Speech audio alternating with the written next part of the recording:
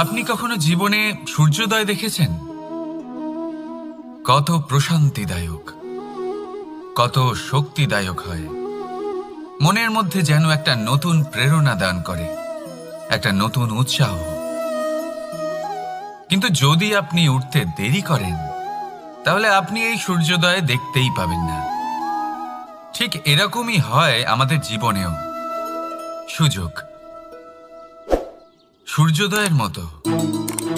যদি আপনি আপনার জীবনে দরকারের চেয়ে বেশি অপেক্ষা করেন এই সুযোগের সদ্ব্যবহার করতে, তাহলে এই সুযোগ আপনার অপেক্ষা কখনোই করবে না, তা চলে যাবে। সেই জন্য এদের সামলে রাখুন। সঠিক সময়ে আসলে এই সুযোগের সদ্ব্যবহার করুন, নিজের কর্মকে সম্পূর্ণরূপে সার্থক করুন। এটাকে এক মুহূর্তের মতো দেখুন। যদি এরকম করেন, তাহলে জীবনও সূর্যোদয়ের মতোই হবে। এতে সন্তুষ্টি থাকবে, গৌরবও থাকবে, আর থাকবে শান্তি। রাধা রাধা। আমরা জীবনে এমন অনেক মানুষকে চিনি যারা অত্যন্ত শক্তিশালী, নিজের পরীক্ষা দিতে কখনো পিছপা হন না, খুব কঠোর হন, আত্মপ্রত্যয়ী হন, কিন্তু তাও তারা সাফল্য পান না। কেন?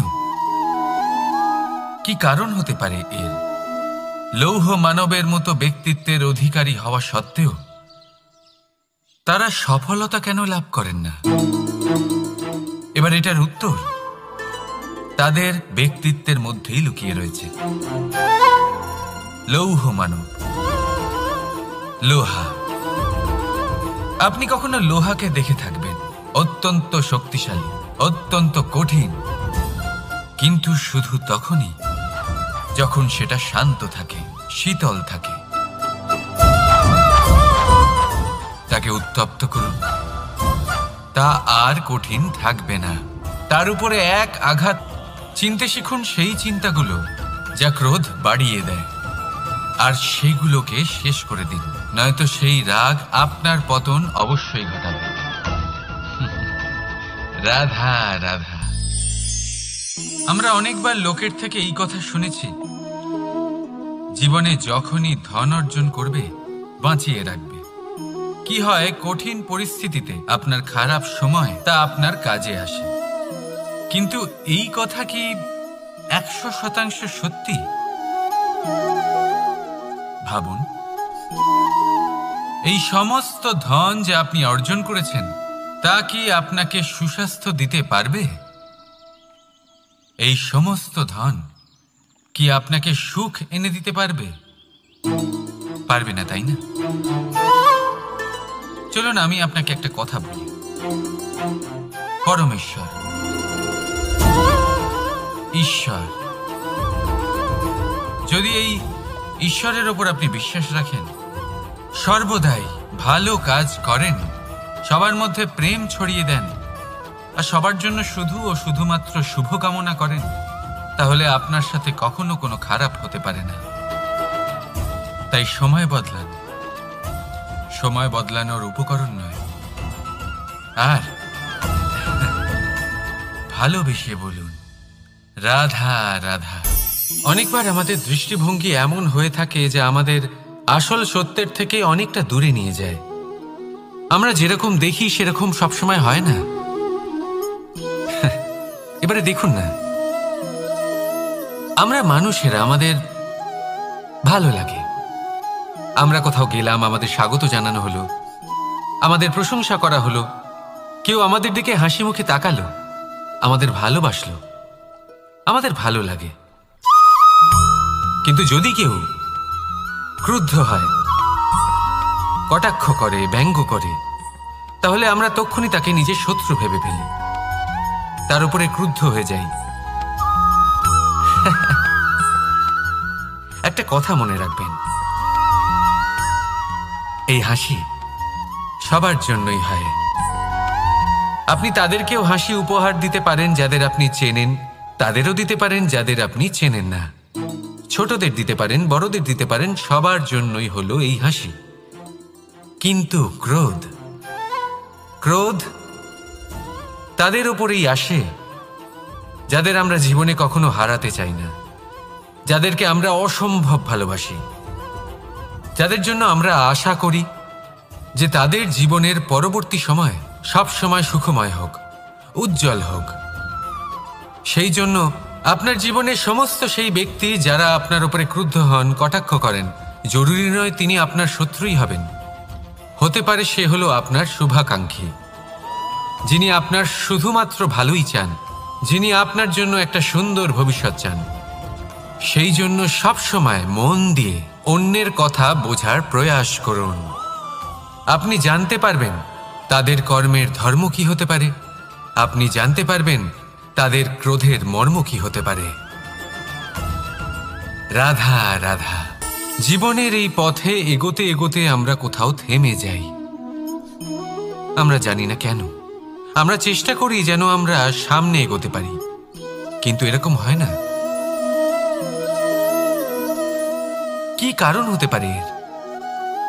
আসুন আমি আপনাকে বোঝাই। মনে করুন আপনি কোনো রাস্তায় হাঁটছেন, আপনার পা মুচকে গেল, আপনি পায়ে আঘাত পেলেন। এখন এই আঘাত যদি আপনাকে পথ চলতে বাধা দেয়, তখন আপনি থেমে যান। যদি আপনার ভাবনা চিন্তা ক্ষুদ্র হয়, তাহলে আপনি জীবনে কখনোই এগোতে পারবেন না। ভেঙে যাওয়া কলম দিয়ে আপনি কখনো চিঠি লিখতে পারবেন না। ঠিক সেইভাবেই যদি আপনার মনে অন্যের জন্য হিংসা থাকে, তাহলে আপনি আপনার নিজের ভাগ্য লিখতেই পারবেন না। কাজের প্রতি আলস্য আপনাকে কখনো ধনী হতে দেবেই না, আর ধনের প্রতি লোভ তা আপনাকে কখনো মহান হতে দেবে না। ছোট একটা কথা, কিন্তু এ হলো অত্যন্ত গুরুত্বপূর্ণ। ভাবনা চিন্তা অবশ্যই করুন, আর বোঝার চেষ্টা করুন সেটা যা আপনি বুঝতে চান। হতে পারে আপনি এমন কোনো পথ খুঁজে পেলেন যার ফলে আপনি কোনো খারাপ পথে যেতে যেতে থেমে গেলেন, বা আপনি এমন কোনো অর্থ খুঁজে পেলেন যা আপনাকে মহান হবার পথে অগ্রসর করে দিল। রাধা রাধা। অহংকার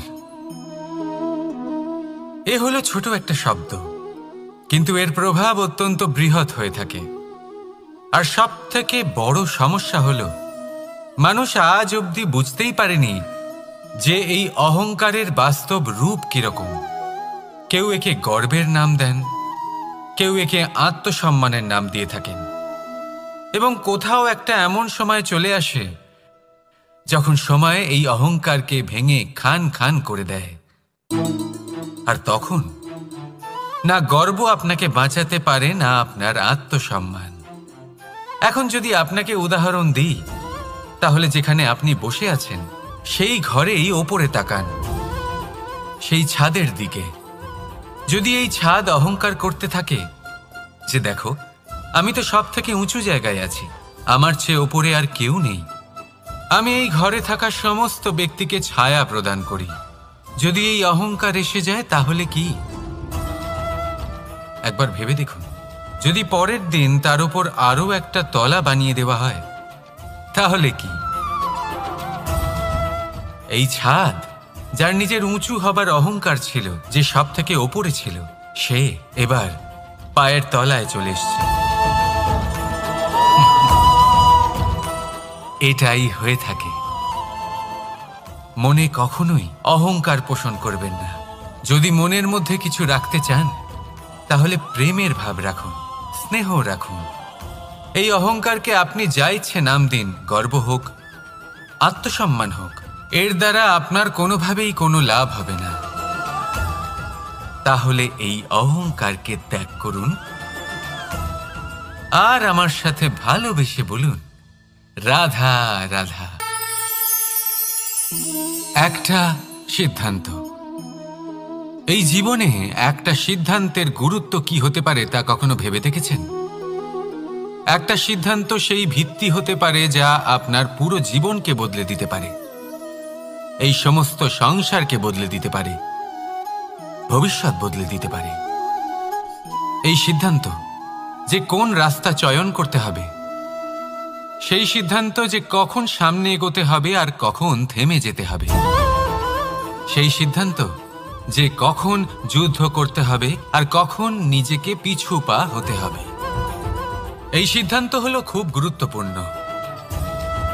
আর আপনি তো এই সংসারে একা নন, তাই আপনার একটা সিদ্ধান্ত শুধু আপনার জন্যই নয়, সমস্ত সংসারের জন্য গুরুত্বপূর্ণ হতে পারে। এবার এই সিদ্ধান্ত আপনারই হবে, ভাবনা চিন্তা করে নেবেন, সাফল্য পাবেন। রাধা রাধা। ভবিষ্যৎ। সংসারে এমন কোন ব্যক্তি আছেন যিনি নিজের ভবিষ্যতের বিষয় ভাবেন না? যে কেউ ভাবেন আমার ভবিষ্যৎ কিছু এরকম হবে, আমি ভবিষ্যতে এরকম কিছু একটা করব, এই সুবিধা থাকবে, এই আনন্দ পাবো, ইত্যাদি ইত্যাদি।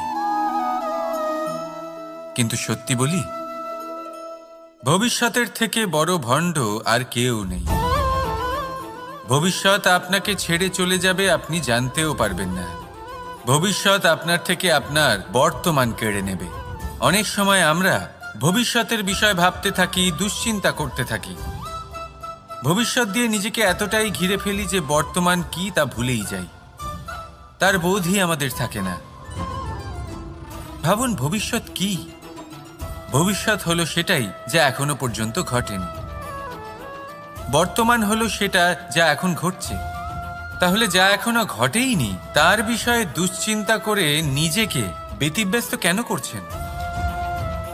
এই বর্তমান, এটাই হলো গুরুত্বপূর্ণ। এর উপরে সমস্ত ভাবনা কেন্দ্রীভূত করুন। মনে লক্ষ্য অবশ্যই রাখুন, কিন্তু পুরো মনোযোগ শুধু বর্তমানে থাকবে।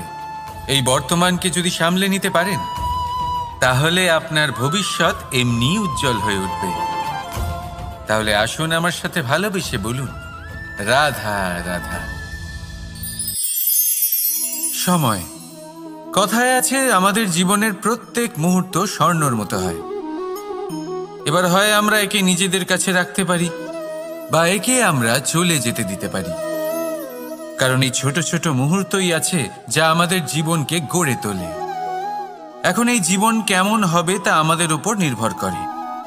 যদি আপনি একটা মুহূর্তের যত্ন না নেন, যদি আপনি এক মুহূর্ত ভালো না বাসেন, যদি আপনি এক মুহূর্ত স্নেহের আনন্দ না উপভোগ করতে পারেন, তাহলে দেখতে দেখতেই আপনার সমস্ত সময় নষ্ট হয়ে যাবে, আপনি জানতেও পারবেন না। অর্থাৎ এই সময় স্বর্ণ হতে পারে না। তবে আমরা একে স্বর্ণ বানিয়ে নিতে পারি আমাদের চেষ্টার মাধ্যমে। এই সময় শুধু একটি লাঙল যা মাটির সাথে লড়াই করতে পারে, আর কিছু নয়। একটা অত্যন্ত গুরুত্বপূর্ণ কথা মনে রাখবেন, আপনার কাছে শুধু সময় আছে। এবার আপনি এটা দিয়ে স্বর্ণ বানাবেন, না ঘুমিয়ে স্বপ্ন দেখে একে নষ্ট করবেন, সিদ্ধান্ত আপনারই। রাধা রাধা। ভগবান। প্রত্যেক কঠিন পরিস্থিতিতে এই নামই আছে যা আমাদের উপায় দিয়ে থাকে। ব্যক্তি যান, ভগবানের পুজো করেন, আরাধনা করেন, ব্রত পালন করেন, মন্দিরে যান, পুজো পাঠ করেন, ভগবানকে জাগিয়ে তোলেন। আর তারপর শুরু হয় সমস্ত প্রশ্ন। হে ভগবান, আমার সাথে এরকম কেন হচ্ছে? কেন আমারই জীবনে এত দুঃখ আছে? আমি কিভাবে এর সম্মুখীন হব? আমাকে কেন এত কষ্ট ভোগ করতে হচ্ছে? হে ভগবান, আমি কি করব? আমাকে সাহায্য করুন, কোনো রাস্তা দেখান।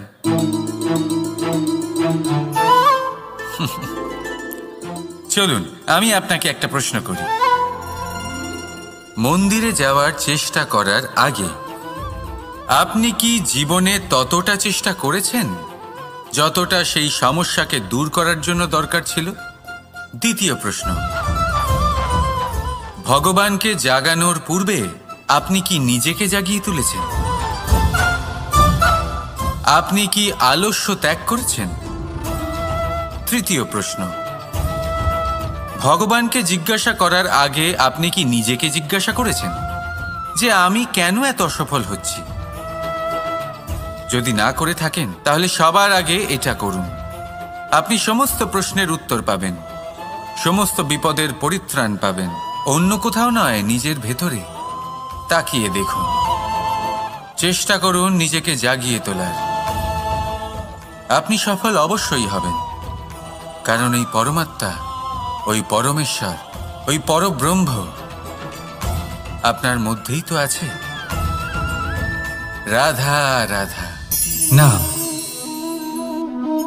জন্মগ্রহণের পর মানুষের জন্য এই নাম অত্যন্ত গুরুত্বপূর্ণ হয়। মাতা, পিতা, পুরোহিত সকলেই সেই অক্ষর খুঁজতে শুরু করেন যা দিয়ে আপনার নাম শুরু হবে। কিন্তু নাম আর রাশি এক হয়ে গেলেই কি সব কিছু ঠিক হয়ে যায়?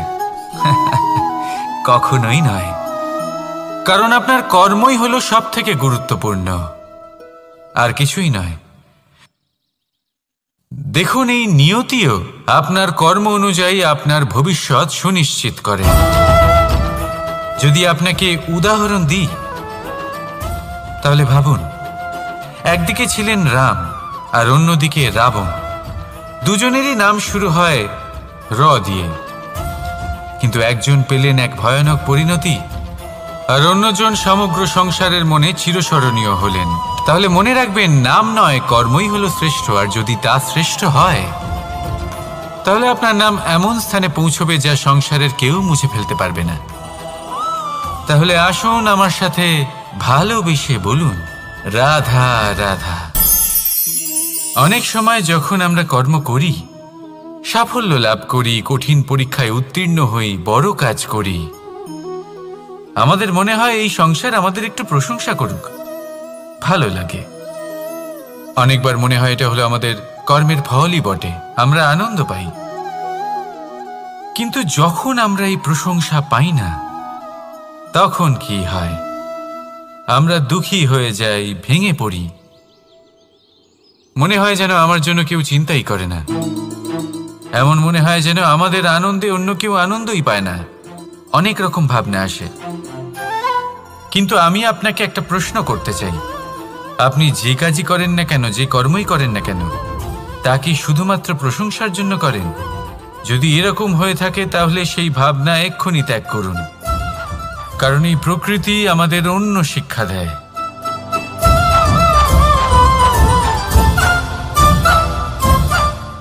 এই ফুলকে দেখুন, এই যে ফুলের সুবাস, যা আমার মনকে উচ্ছ্বসিত করে তোলে, মনে শক্তির সঞ্চার করে, এই সুগন্ধ।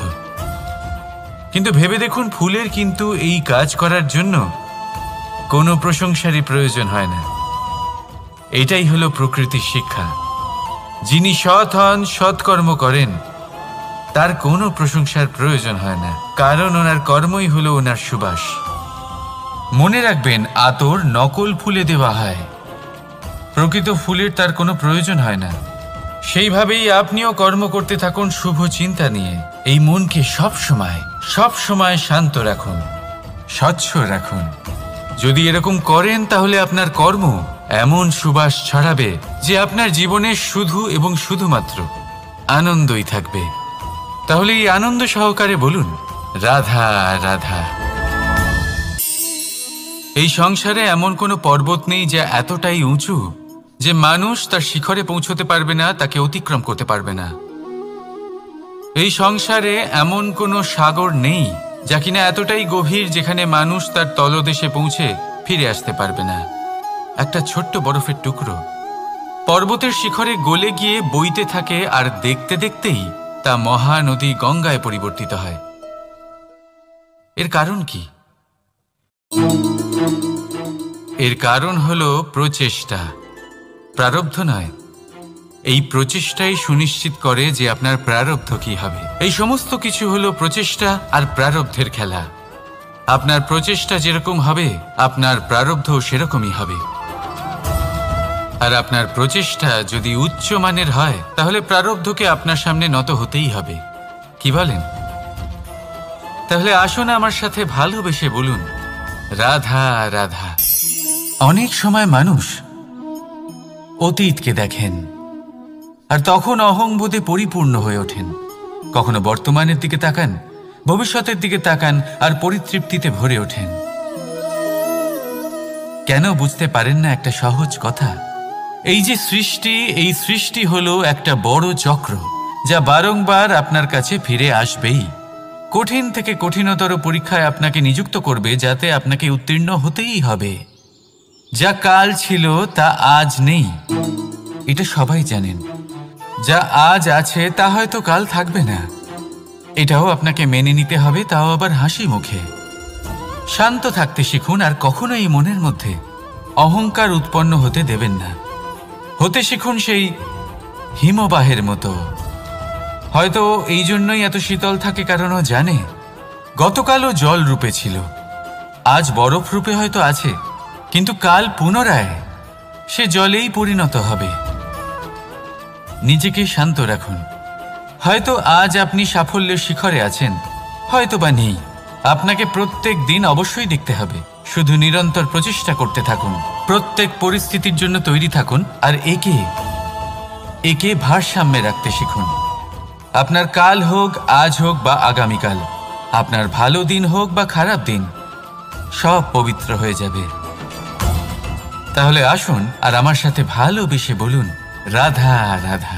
দোল উৎসবে এই সমগ্র সংসার রং নিয়ে খেলা করে, কিন্তু এই রঙের সারমর্ম এই সংসার কি জানে? কখনো দেখেছেন একটা চিন্তিত মুখ শুধুমাত্র রঙের স্পর্শ পেয়ে আনন্দিত হয়ে ওঠে? দোলে আমরা কি করি? পুরাতনকে ত্যাগ করি আর নতুনকে স্বাগত জানাই। শিশিরকে বিদায় জানিয়ে এক নতুন ঋতুকে আগমন জানাই। দুশ্চিন্তা দূর করে আসার নতুন রঙে রঙিন হয়ে ওঠা, নিজেকে আনন্দিত করা, এটাই তো হলো দোল। এবার দোলের একটা ব্যাপার আছে, দুটো রঙে একসাথে রঙিন হওয়া যায় না। একটা রং উঠলে তবেই আরেকটা রং লাগা সম্ভব। আরও একটা প্রশ্নও রয়েছে, কোন রংকে তুলে দিয়ে কোন রং মাখানো যেতে পারে? যদি আপনাকে উদাহরণ দিই, লোভের এই রং, তা যতক্ষণ লেগে থাকবে আনন্দের রং লাগতে পারবে না। যা হয়েছিল দ্বারকাবাসী এবং সামন্তক মণির মধ্যে। ভ্রান্তির রং যতক্ষণ লেগে থাকবে সত্যের রং লাগতে পারবে না, যা হয়েছে রুক্মিণীর সাথে। আর হিংসার এই রং যতক্ষণ লেগে থাকবে প্রেমের রং ততক্ষণ লাগতেই পারবে না, যা হয় আপনার আমার সবার সাথে। তাহলে আসুন একসাথে মিলে দোল পালন করি এবং সবকিছুর উপরে বিজয় লাভ করি। অন্ধকারের স্থানে আলোর, ভ্রান্তির স্থানে সত্যের, হিংসার স্থানে প্রেমের, আর লোভের স্থানে আনন্দের এই সুন্দর রং মাখাই। শত্রুতা, ঘৃণা, হিংসা, এই সব কিছু ত্যাগ করি আর সকলের সখা হয়ে উঠি। আর ভালোবেসে বলি, শুভ দোল। হ্যাঁ, ওটা তো আমরা অবশ্যই বলবো, রাধা রাধা। সংসারে অনেক সময় এরকম হয় যে আমরা খুব সমস্যায় থাকি, খুব বিপদের মধ্যে থাকি, আর সেই সমস্ত মানুষ যারা আমাদের কাছের মানুষ, আমাদের আপনজন, তারা আমাদের ত্যাগ করে চলে যান। আমরা এই সময় দুঃখ পাই, নিরাশ হয়ে পড়ি এবং একা একাই সেই সমস্যাকেও কাটিয়ে উঠি। এবার পরিস্থিতি যেমন খুশি হোক না কেন, সেই সব মানুষ যারা এমন সময় আপনাকে ত্যাগ করেছেন, তাদের প্রতি ক্রুদ্ধ হওয়া, অভিমান করা, এটা অনুচিত। আমি বলবো তাদের প্রতি কৃতজ্ঞ থাকুন। আমি বলবো তাদের ধন্যবাদ জানান যে তারা এমন সময় আপনার সঙ্গ ত্যাগ করেছেন যখন আপনার তাদের সব থেকে বেশি প্রয়োজন ছিল। কারণ দেখুন, হয় তাদের বিশ্বাস ছিল যে আপনি নিজেই এই বিপদ থেকে বেরিয়ে আসতে পারবেন, বা তাদের ত্যাগ করার জন্য আপনি নিজের উৎসাহ বাড়িয়ে তুললেন, আপনি নিজের শক্তি বাড়ালেন এবং নিজে সেই সমস্যা থেকে বেরিয়ে আসলেন। নিজের খারাপ সময়কে আপনি নিজেই ভালো সময় করে তুললেন। শেষ পর্যন্ত আপনি আরও শক্তিশালী হয়ে উঠলেন, আরও শ্রেষ্ঠ হয়ে উঠলেন। আর এটাই তো আপনার বিজয়, যার কারণ হলো তাদের আপনাকে ত্যাগ করা। তাহলে তাদের ধন্যবাদ জানান আর আমার সাথে ভালোবেসে বলুন, রাধা রাধা। ধন, ধন হলো কারোর জন্য মোহ, আবার কারোর জন্য মায়া, কারোর জন্য হয়তো ভাগ্য, আবার কারোর জন্য কর্মের পারিশ্রমিক। দেখতে গেলে এই ধন হয়তো সবার জন্যই অত্যন্ত প্রয়োজনীয় হয়ে থাকে। সেই জন্যই তো মানুষ নিজের সমস্ত জীবন অতিবাহিত করেন এই ধন অর্জন করার জন্য। অনেক মানুষ এমনও হয় যাদের সমস্ত জীবন এই ধন অর্জন করতেই কেটে যায়। প্রত্যেক মানুষই চেষ্টা করেন যেন তিনি ধনী হন, যত সম্ভব বেশি ধন অর্জন করতে পারেন, সম্পন্ন থাকতে পারেন। আর তা হবে নাই বা কেন? কারণ এটাই হলো এমন এক বস্তু যা আদান প্রদান এমন নানান কাজে আসে। চেষ্টা তো সব মানুষই করেন, ধন অর্জন সব মানুষ করতে পারেন না। কারণ হলো এটাই যে মানুষ ভাবেন যে তার কাছে কিছু ধন এলে তারপর তিনি কিছু করে দেখাবেন, আর ধন ভাবে যদি এই মানুষ কিছু করে দেখান তাহলে আমি তার কাছে আসব। সেই জন্য কিছু করে দেখান, এমন শ্রেষ্ঠ কাজ করে দেখান যাতে ধন নিজেই আপনার কাছে ছুটে আসে। যদি আপনি ধন লাভের আশায় ছোটেন তাহলে আপনি নিজের সন্তোষ ভাব হারিয়ে ফেলবেন। কিন্তু এই সম্পত্তি যদি আপনার কাছে ছুটে আসে তাহলে আপনাকে মহান বলা হবে। সেই জন্য কাজ করুন, শ্রেষ্ঠ কাজ করে দেখান, দেখবেন এই ধন ফলস্বরূপ আপনার কাছে আসবেই আসবে। তাহলে আসুন আমার সাথে ভালোবেসে বলুন রাধা রাধা। আমাদের মনে সবসময় একটা প্রশ্ন এসেই থাকে,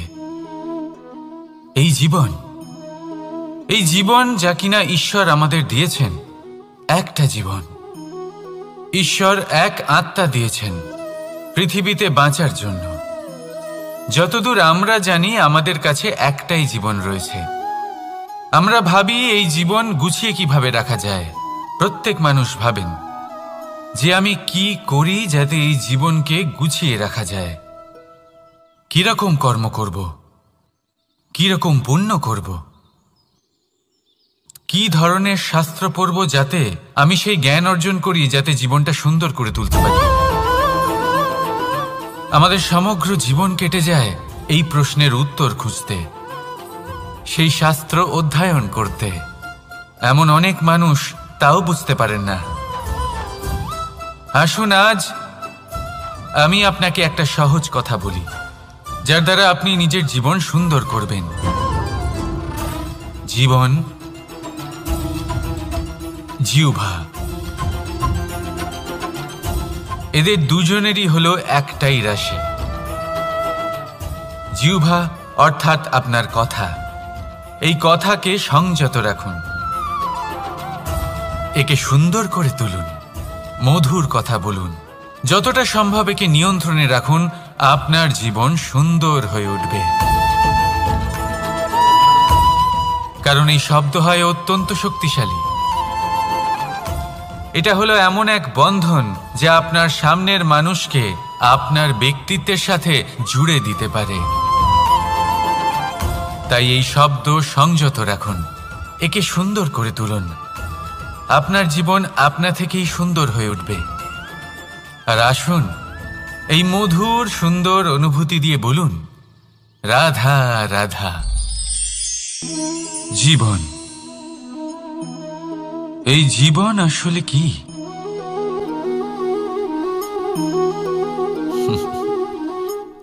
এই প্রশ্ন সবার মনেই এসে থাকে। সবার মন এই প্রশ্নের জন্যই চিন্তিত থাকে। এই জীবন আসলে কি? এর উদ্দেশ্য আসলে কি? কি করা যেতে পারে এই জীবনে? এই জীবন কি কিছু পাওয়ার, নাকি এই জীবন কিছু হারাবার?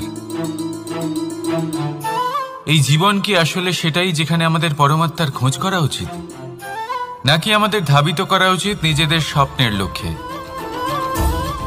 এই জীবন আসলে কি? এই জীবন আসলে অত্যন্ত সরল। এ হলো শান্ত জলের মতো। একটা আয়নার মতো এই জীবন। এই জীবন আসলে ঠিক যেন এক আয়নার মতো। আয়না কি করে? আপনাকে সেটাই দেখায় যা আপনি করে থাকেন। আপনি হাসি মুখে আয়নার দিকে তাকান, আয়না আপনাকে আপনারই মুখ দেখাবে, সেই হাসি সমেত। আপনি রেগে গিয়ে আয়নার দিকে তাকান, আয়না আপনাকে সেটাই দেখাবে। আপনি প্রসন্নভাবে হেসে আয়নার দিকে তাকালে আয়না আপনাকে সেটাই দেখাবে। এটাই হলো জীবন, একটা আয়নার মতো।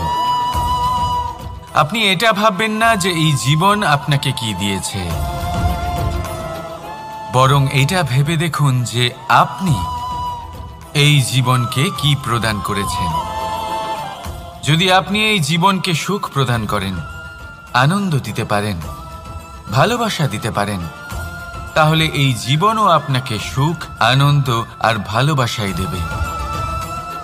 তাহলে আসুন এই সুখ, আনন্দ আর ভালোবাসা দিয়ে বলুন, রাধা রাধা। ধরিত্রীর বুকে গজিয়ে ওঠা এই দুব্ব ঘাস দেখেছেন? দুব্ব ঘাস, যা আমাদের পাকে শীতল রাখে। এতে যদি বসেন তাহলে মনে হবে নরম কোথাও বসে আছেন।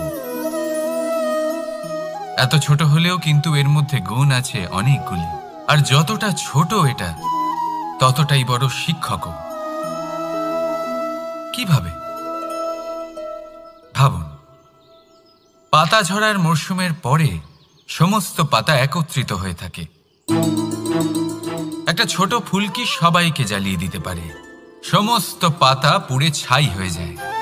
কিন্তু এই ঘাসের কিছুই হয় না, সে যেমন ছিল তেমনই থাকে। কারণ কি হতে পারে? প্রথম কারণ, এরা ছোট হয়। আর বিশ্বাসের নমনীয়তা বজায় রাখবেন। যদি এরকম করতে পারেন তাহলে জীবন সবসময় সুখে কাটবে। রাধা রাধা।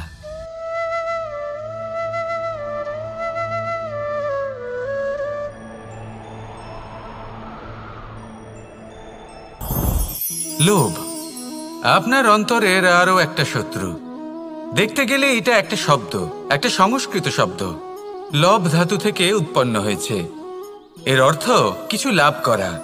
কিছু লাভ করা অনুচিত নয়, আরো কিছু লাভ করাও অনুচিত নয়, কিন্তু সব থেকে বেশি আমিই লাভ করব, আমি আরো চাই, আরো বেশি চাই, আরো বেশি পেতে চাই, এটাই হলো লোভ। আর এই লোভ যখন গ্রাস করে তখন আপনি যা পেতে চান, সে ধনই হোক বা মানই হোক, তা অর্জন করার জন্য মানুষ যে কোনো স্তরে পৌঁছে যেতে পারে। যদি মানুষ ধন অর্জন করতে চান তাহলে তার জন্য তারা অধর্মের পথেও চলতে পারেন। যদি সম্মান অর্জন করতে চান তাহলে অন্য মানুষকে ছোটও করতে পারেন। শেষ পর্যন্ত আপনার এটা মনে হতে পারে যে যদি একটু অল্পই প্রাপ্ত করতাম, কিন্তু ভালোবেসে প্রাপ্ত করতাম, এই জীবন আরো অনেক বেশি সুখী হতো। লোভ আপনার জীবনে, আপনার মনে কখন যে প্রবেশ করবে সেটা আপনি জানতেও পারবেন না। তাই এটা চিনতে শিখুন আর তৎক্ষণাৎ জীবন থেকে বাইরে ফেলে দিন। যা কিছু লাভ করতে চান তা ভালোবেসে লাভ করুন, আর সেই ভালোবাসার সাথেই বলুন, রাধা রাধা। জীবনে ক্ষমা চাওয়া তাও কিছুটা সহজ, ক্ষমা করতে পারা অত্যন্ত কঠিন। ক্ষমা 2 অক্ষরের এই শব্দ হতে পারে, কিন্তু অত্যন্ত বড় এই শব্দ, অত্যন্ত গুরুত্বপূর্ণ এই শব্দ। কখনো কখনো অন্য কাউকে ক্ষমা করে দেওয়া তাও কিছুটা সহজ কাজ, কিন্তু নিজেকে ক্ষমা করতে পারা অত্যন্ত কঠিন হয়ে দাঁড়ায়। অতীতে যদি আমাদের এমন কোনো ভুল হয় যে কারণে আমরা নিজেকে ক্ষমা করতে পারি না, অনেক সময় এমন কিছু ভুল করে বসি যে বিষয় শুধু আমরাই জানি, কিন্তু আমরা নিজেকে ক্ষমাই করতে পারি না, আর আমাদের বিকাশ সেখানে স্তব্ধ হয়ে যায়। কারণ যদি আপনি ক্ষমা করতে না শেখেন, নিজেকে ক্ষমা যদি না করতে পারেন, তাহলে তা আপনার জীবনের সবথেকে বড় বাধা হয়ে দাঁড়াবে। সেই জন্য জীবনে অবশ্যই শিখুন যে কিভাবে নিজেকে ক্ষমা করতে হয়, আর শিখুন যে আগের করা ভুল আবার কি করে না করা যেতে পারে। এই মন হালকা হবে আর প্রসন্ন হয়ে বলবে, রাধা রাধা। এই সংসারে যখনই কোনো সমস্যা আসে তখন আমরা আমাদের সব থেকে বড় সম্বলের কাছে আশ্রয় খুঁজি, তা হলো আমাদের বিশ্বাস। এবার প্রশ্ন হলো এটাই যে এই বিশ্বাস কার উপর করা যেতে পারে? পরিবারের ওপর, বন্ধুর ওপর, নাকি তাদের ওপর বিশ্বাস করা উচিত যাদেরকে আমরা কখনো সঙ্গ দিয়েছি? দেখুন, এই সংসারে বিপদের সম্মুখীন হলে কে আপনাকে সাহায্য করবে সেটা নির্বাচন করা আপনার হাতে নেই। সেটা সেই সকল ব্যক্তির উপর নির্ভরশীল যে তারা আপনাকে সাহায্য করবে নাকি করবে না। অর্থাৎ যখনই কোনো বিপদ আসে সর্বপ্রথম তার সম্মুখীন আমাদের নিজেকেই হতে হয়, আর তার জন্য প্রস্তুত থাকা প্রয়োজনীয়। সেই শক্তি, সেই সাহস অর্জন করা প্রয়োজনীয়। দেখুন, যখনই অন্ধকার আসে তখন সবার আগে কে আপনাকে ত্যাগ করে চলে যায়? আপনার নিজেরই ছায়া। এই অন্ধকারের সম্মুখীন হতে হয় অন্তরের প্রদীপের দ্বারা, অন্তরের আত্মা দ্বারা। তবেই আপনি অন্ধকারের ওপর জয়লাভ করতে পারবেন। সেই জন্য যে বিপদই আসুক না কেন নিজেকে তার জন্য প্রস্তুত রাখা উচিত। সেই সাহস নিয়ে আসুন। এমন কোনো বিপদ নেই যা আপনাকে ভেঙে দিতে পারে। আসুন আমার সাথে ভালোবেসে বলুন, রাধা রাধা। মানুষ সবসময় চায় যে তার জীবনে যেন কখনো কোনো সমস্যাই না আসে। সে চায় তার জীবন যেন শুধুমাত্র শান্তি এবং সুখের দ্বারা পূর্ণ থাকে। কিন্তু এই চাহিদা অনুচিত কিছু নয়। আমরা সবাই এটাই চাই যে জীবনে সুখ থাক, শান্তি থাক।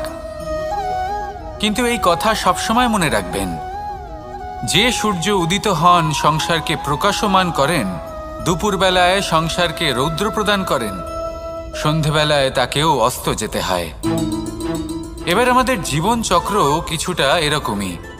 কোনো কিছুই চিরকাল একরকম থাকে না। কখনো এই নদীকে দেখুন যা বয়ে চলেছে। এই নদী যা বয়ে চলেছে তার পথেও অনেক বিপদ আসে। বড় বড় পাথরের সম্মুখীন হয়ে তাকেও সামনে এগিয়ে যেতে হয়। একটি পুকুর যা চারদিক থেকে ঘেরা, তার জীবনে কিন্তু কোনো সমস্যা নেই। কিন্তু এই সংসারে পুকুরের পুজো করা হয় না, পুজো করা হয় নদীকে। মনে রাখবেন, সমস্যার ঊর্ধ্বে তিনি উঠতে পারেন যিনি সমাধি লাভ করেছেন, যিনি এই সংসারেই নেই। যিনি এই সংসারে আছেন এবং জীবিত আছেন, তার জীবনের সমস্যা হলো শ্বাসবায়ুর মতোই গুরুত্বপূর্ণ। আসুন আমার সাথে ভালোবেসে বলুন, রাধা রাধা। আজ আমি আপনাকে একটা ছোট্ট কাহিনী শোনাবো। একবার আমি, রাধা আর দাদা, আমরা তিনজনে মিলে লুকিয়ে একটা উপবনে গেলাম আম পেড়ে খেতে। অনেক পরিশ্রম করে আমরা ওখানে পৌঁছলাম আর আমরা আশ্চর্যচকিত হয়ে গেলাম এটা দেখে যে এবার তো আম পাকেইনি। এবার দাদা কি করলেন, একটা আম পাড়লেন আর সেটা চাখলেন, আর উনি নিরাশ হয়ে পড়লেন। উনি বললেন যে এটা তো খুবই টক। তারপর রাধা একটা আম পাড়ল আর সেটা চেখে দেখল, আর রাধা উৎসাহিত হয়ে পড়ল। আমি রাধাকে জিজ্ঞেস করলাম, কি হয়েছে, তুমি এত উৎসাহিত কেন? তখন রাধা বলল যে এবার এত বেশি টক আম হয়েছে যে এগুলো দিয়ে আমরা আচার বানাবো। তাহলে দাদা ওখান থেকে বেরিয়ে গেলেন নিরাশ হয়ে এবং খালি হাতে। রাধাও ওখান থেকে বেরিয়ে গেল কিন্তু উৎসাহিত হয়ে, আর অনেকগুলো কাঁচা আম সাথে নিয়ে। এর থেকে আমরা কি শিক্ষা পেতে পারি? যে প্রত্যেকটা স্থানে এমন কিছু রয়েছে যেখান থেকে আমরা কিছু একটা শিক্ষা লাভ করতে পারি, যা আমাদেরকে বিকাশের পথে নিয়ে যেতে পারে। এই শিক্ষা প্রত্যেক স্থানে আছে। সবকিছু আমাদের দৃষ্টিভঙ্গির উপর নির্ভর করছে। যখনই আমাদের জীবনে, আমাদের সম্পর্কে কোনো সমস্যা, কোনো বিপদ আসে, তখন বেশিরভাগ মানুষ সেই বিষয় নিয়ে দুঃখী হয়ে পড়েন। আর কিছু মানুষ এমনও থাকেন যারা শেষ পর্যন্ত তার সমাধান করেন, বিপদকে পরাজিত করেন, সম্পর্কগুলিকে আবার জুড়ে দেন। যদি আপনি সুখের খোঁজ করেন তাহলে আপনি সুখ অবশ্যই পাবেন, প্রসন্নতা অবশ্যই পাবেন। যদি আপনি দুঃখ খোঁজেন তাহলে দুঃখ অবশ্যই পাবেন। এবার আপনি কি খুঁজতে চান সেই চয়ন আপনারই। আসুন আর আমার সাথে ভালোবেসে বলুন, রাধা রাধা। কখনো কোনো প্রজাপতিকে উড়তে দেখেছেন? কি সুন্দর উড়ে বেড়ায় সে। এক ফুল থেকে অন্য ফুলে, এক পাতা থেকে অন্য পাতার ওপর। কিন্তু সে কিভাবে উড়তে শেখে কখনো ভেবেছেন? জন্ম থেকেই কিন্তু প্রজাপতির ডানা থাকে না। ও কিন্তু ছোট্ট একটা ডিমের আকারে জন্ম লাভ করে। তারপর সেই ডিমটি ভেঙে একটি কীট বাইরে আসে। আস্তে আস্তে সে বড় হয়, ওর শক্তি বৃদ্ধি পায়। তারপর সে সেই কীট দশা ত্যাগ করে নিজের ডানাগুলি মেলে। এই প্রক্রিয়া তার কাছে সরল নয়, অত্যন্ত যন্ত্রণাদায়ক প্রক্রিয়া, কিন্তু সে সেই যন্ত্রণা মেনে নেয়। আর তারপর আস্তে আস্তে সে উড়তে শেখে। শুধুমাত্র আকাশে উড়ে বেড়ায় তা নয়, আমাদের মনের মাঝে উড়ে বেড়ায়। এবার এই ডিম থেকে প্রজাপতি হয়ে ওঠার যে যাত্রা, এটা যতটা কঠিন, ততটাই কঠিন হয় এই সংসারে শ্রেষ্ঠ কর্ম করা, ততটাই কঠিন হয় এই সংসারে মহান হয়ে ওঠা। সেই জন্য প্রয়োজনীয় প্রচেষ্টা এবং সময়। নিরন্তর প্রচেষ্টা করতে থাকুন, পর্যাপ্ত সময় নিন, এবং আপনি নিজেকে এই আকাশে উড়ন্ত অবস্থায় পাবেন। আসুন আমার সাথে ভালোবেসে বলুন, রাধা রাধা, রাধা রাধা। আপনারা হয়তো ভাবছেন কি আশ্চর্য ব্যাপার, প্রত্যেকবার আমি কথা শেষ হওয়ার পরে রাধা রাধা বলি। এইবার আমি আগেই বলে দিলাম। কারণটা কি? কারণ হলো অত্যন্ত বিশেষ। প্রত্যেকবার কথা সমাপ্ত হবার পরে আপনাদের সবার মধ্যে ভালোবাসা বিতরণ করতে চাই, তাই রাধা রাধা বলি। কিন্তু এইবার এই নতুন এবং বিশেষ সূত্রপাতে প্রথমে প্রেম বিতরণ করা অত্যন্ত আবশ্যক। এবার একটা বিষয় আছে যা জানেন হয়তো সকলেই, কিন্তু বুঝতে খুব কম জন পারেন। এই প্রেম, এই আনন্দ, এই সকল কিছুর সূত্রপাত হয় নিঃস্বার্থ আবেগের দ্বারা। ঠিক যেমন একজন মাতাকেই দেখে নিন। যখনই একজন মাতা সন্তানকে জন্ম দেন, তখন এই সংসার ভুলে যায় যে তার জন্য এটা একটা নতুন জন্ম। কারণ একজন নারী তখন একজন মাতৃরূপে নতুনভাবে জন্ম নেন। একজন নারী স্ত্রী ও গৃহবধূ রূপে কিছু অধিকার লাভ করে থাকেন, কিন্তু তিনি যখন মা হয়ে যান, তখন তিনি শুধুই দান করতে শেখেন। নিজের সন্তানের জন্য কত কিছুই না করেন, তাকে বাৎসল্যের সাগরে ভাসিয়ে নিয়ে যান। এই সংসারে রাজকুমার জন্ম নিতেই পারেন, তাকে রাম এবং লক্ষ্মণ কিন্তু মায়েরাই বানিয়ে তোলেন। একজন গোয়ালা জন্ম নেয়, তাকে দ্বারকাধীশ একজন মাই বানিয়ে তোলেন। পিতা হলেন সেই পর্বত যার একটা অংশ হলো তার সন্তান, কিন্তু মা হলেন সেই শিল্পী যিনি একটা পাথরকে খোদাই করে এমন এক মূর্তি গড়ে তোলেন যাকে সকলে পূজনীয় মনে করেন। তাহলে স্মরণ করুন সেই সকল মুহূর্ত যেগুলি আপনি নিজের মাতার সাথে অতিবাহিত করেছেন। অনুভব করতে পারবেন যে কিভাবে এক মুহূর্তেই এই মন প্রফুল্ল হয়ে ওঠে। এবারের কারণ কি? এর কারণ হলো এই জীবনের আসল দ্বারই হলো মমতা।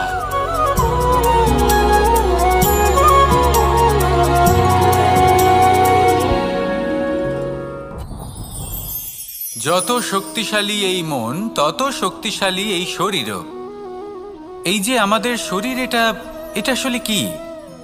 এ হলো একটা রথের মতো। আর একটা রথ ততক্ষণ চলতে পারবে না যতক্ষণ না তাকে কোনো সারথি চালাবে।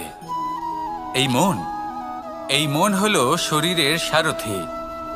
এবার ভাবুন, যদি এই সারথি শক্তিহীন হয়, দুর্বল হয়, তাহলে এই রথের কি হবে? এটা উচিত পথে চলতে পারবে না, উচিত গতিতে চলতে পারবে না, মন মতো স্থানে এটা পৌঁছতেও পারবে না। সেই জন্য মনের শক্তি অত্যন্ত প্রয়োজনীয়। এবার মনের শক্তি আমরা কোথা থেকে লাভ করি? দৃঢ়তার শক্তি থেকে। এবার এই শক্তি আমরা কিভাবে বাড়াতে পারি? আমরা প্রতিদিন কিছু নতুন স্থির করি, কিছু ছোট কিছু বড়। আর যেই আমরা নতুন কিছু পূর্ণ করি, আমাদের মনের শক্তি বেড়ে যায়। আর যদি পূর্ণ না করতে পারি, মনের শক্তি কমে যায়। একটা দেওয়ালের মতো ছোট ছোট ছোট ছোট শিলা আমরা একটার পর একটা স্থাপন করে একটা দেওয়াল তৈরি করি। এতগুলো পাথর যখন একত্রিত হয়ে যায়, তখন এমন এক দেওয়াল তৈরি হয় যাকে ভাঙা প্রায় অসম্ভব হয়ে দাঁড়ায়। সেরকমই হয় মন এবং দৃঢ়তা। ছোট ছোট কাজ করে নিজের লক্ষ্য পূর্ণ করুন। এই লক্ষ্য যদি পূর্ণ হয়, তবে মনের শক্তি বাড়বে। কিছুটা এইভাবে যে যত বড়ই বিপদ আসুক না কেন, সেই বিপদ নিজে হার মেনে নেবে, কিন্তু আপনার মন ততটাই শক্তিশালী থাকবে। তাই মনের শক্তি বাড়াতে থাকুন, যাতে আপনি উচিত পথে চলতে পারেন, উচিত গতিতে চলেন আর মনোবাঞ্ছিত স্থানে পৌঁছতে পারেন। তবেই এই মন প্রসন্ন হয়ে বলবে, রাধা রাধা। আমি রাধাকে ভালোবাসি, আর এই কথাটা সমগ্র সংসার জানে। আর সময় অন্তরে লীলার দ্বারা, বিভিন্ন ঘটনা দ্বারা, কর্মের দ্বারা আমি নিজের এই ভালোবাসা রাধার সামনে প্রকাশ করি। এবার আপনি বলবেন, এসবের কি প্রয়োজন? রাধা কি এই কথা জানে না যে কৃষ্ণ তাকে কতটা ভালোবাসে? অবশ্যই জানে, কিন্তু এই যে ভালোবাসা, তা মনে রেখে দেওয়ার জন্য নয়, তা প্রকাশ করার জন্য। আর বারংবার এই ভালোবাসাকে প্রকাশ করা উচিত, উচিত সময় এবং উচিত সুযোগ দেখে। কিরকম? এবার যদি আপনি প্রেমীর সাথে কোনো উৎসবে থাকেন, তাহলে তার সাথে নৃত্য সঙ্গীত করুন। যদি ভিড়ের মাঝে থাকেন, তখন প্রেমীকে সম্মান করুন, একান্তে প্রসাধন করুন। দুঃখের সময় তার হাত ধরে থাকুন, সুখের সময় আলিঙ্গন করে রাখুন। এই প্রেম যত প্রকাশ করবেন, ততই এই প্রেমের বৃদ্ধি হবে। এই প্রেম আরও বেশি গভীর হবে, অটুট হবে। তাই এই প্রেমকে মনে নয়, আপনার জীবনে স্থান দিন। মন খুলে প্রকাশ করুন আর আমার সাথে ভালোবেসে বলুন, রাধা রাধা। মুঠো হাতের শক্তি বেশি, মুঠো খুললেই তা দুর্বল। তা এমন কি থাকা উচিত এই বন্ধ মুঠোয় যা লাখের সমান? মানসিকতা এবং স্বপ্ন। মানুষ জন্মগ্রহণ করে, তার মানসিকতা সময়ের সাথে উন্নত হয়। মানসিকতা অনুযায়ী সে স্বপ্ন দেখে, আর সেই স্বপ্ন সার্থক করতে সে পরিশ্রম করতে থাকে। কিন্তু খুব গুরুত্বপূর্ণ একটা কথা আছে যা আপনার মনে রাখা উচিত। আপনার এই মানসিকতা, আপনার এই স্বপ্ন, তা যেন আপনার নিয়ন্ত্রণে থাকে। আপনার বন্ধ মুঠোয় যেন এর লাগাম থাকে, আপনি যেন এর প্রভু হন। যদি তা হয়, তবেই আপনি লাভবান হবেন। যদি এরা আপনাকে নিয়ন্ত্রণ করতে থাকে, যদি আপনার মুঠো খুলে যায়, না পথ আপনার নিয়ন্ত্রণে থাকবে, না মানসিকতা থাকবে, না স্বপ্ন নিয়ন্ত্রণে থাকবে। আর যদি তাই হয়, তাহলে আপনি আপনার ভবিষ্যৎ নষ্ট করে ফেলবেন। তাই নিয়ন্ত্রণ করতে শিখুন নিজের বিচার বুদ্ধি, নিজের মানসিকতা, নিজের স্বপ্নকে। নিজের এই স্বপ্ন পূরণ করুন আর আমার সাথে ভালোবেসে বলুন, রাধা রাধা। আমার কাছে যশোদা মা যেমন, আমার কাছে দেবকী মা যেমন, আমার কাছে ঠিক তেমনই হলেন গোমাতা। এবার ভেবে দেখার বিষয় হলো এটা, যে এই সংসারে অসংখ্য প্রাণী আছে। একজন গাইকে একজন মায়ের মর্যাদা কেন দেওয়া হয়? তাহলে এর অনেকগুলো কারণ আছে।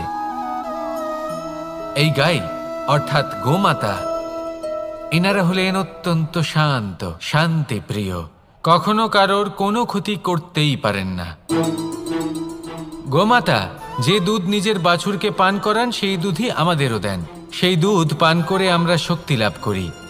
এই দুধ থেকে আমরা মাখন, ঘি, পায়েস, এইসব সুস্বাদু খাবার লাভ করি। গোমাতার গোবর আমাদের জ্বালানি হিসেবে সাহায্য করে, যার ফলে খুব কম সংখ্যক কাঠ ব্যবহার করা যায় এবং বেশিরভাগ জঙ্গল সুরক্ষিত থাকে। গোমাতার গোমূত্র, সেটাও আমাদের কাছে লাভজনক। এর দ্বারা আমরা অনেক রোগ থেকে মুক্তি লাভ করতে পারি। গোমাতা যখন একটি বাছুরকে জন্ম দেন, তখন সেই বড় হয়ে আমাদের ক্ষেত কর্ষণ করে। সেই জন্য গাইকেও জীবনে মায়ের মর্যাদা দেবেন। যতটা সম্ভব তাকে সেবা করুন এবং ভালোবেসে তাকে পালন করুন। এই মন নিজে থেকেই প্রসন্ন হয়ে বলবে, রাধা রাধা। ধন, সম্পদ, ঐশ্বর্য, মানুষ হয় নিজের সৌভাগ্যের দ্বারা এগুলো লাভ করে থাকেন বা কর্মের দ্বারা। সৌভাগ্য আসলে কি? গ্রহের দশা যা প্রত্যেক মুহূর্তে বদলাতে থাকে। কর্মের মাধ্যমে যখন আপনি ধন অর্জন করেন, তখন সেই ধন আপনার আগামী প্রজন্ম লাভ করে। সেটা হয় সে ভোগ করে বা তার জন্য তার ভোগান্তি হয়। আর এটা নির্ভর করছে আপনার কর্মের ওপরে। কি কর্ম করেছেন আপনি সেই ধনকে লাভ করার জন্য? যদি আপনি সৎ পথে চলেন, নিষ্ঠা ভরে আপনি কর্ম করে থাকেন এবং তার ফলে আপনি ধন অর্জন করে থাকেন, তাহলে আপনার আগামী প্রজন্ম সেটা ভোগ করবে, সেটা প্রয়োগ করবে নিজের বিকাশের জন্য। কিন্তু যদি আপনি কুকর্ম করে থাকেন, কোনো রকম ছলনা করে থাকেন এই ধন লাভ করার জন্য, তাহলে 100% আপনার আগামী প্রজন্মকে এর জন্য ভুগতেই হবে। তাহলে আপনি কি চাইবেন? যে আপনার আগামী প্রজন্ম সুখ ভোগ করবে, নাকি আপনার কুকর্মের পরিণাম ভোগ করবে? নির্বাচন আপনারই। আসুন আমার সাথে ভালোবেসে বলুন, রাধা রাধা।